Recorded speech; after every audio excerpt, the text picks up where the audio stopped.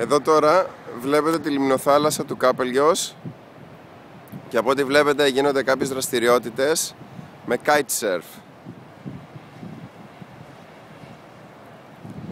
Γενικά εδώ πέρα το Jeffreys Bay είναι πάρα πολύ γνωστό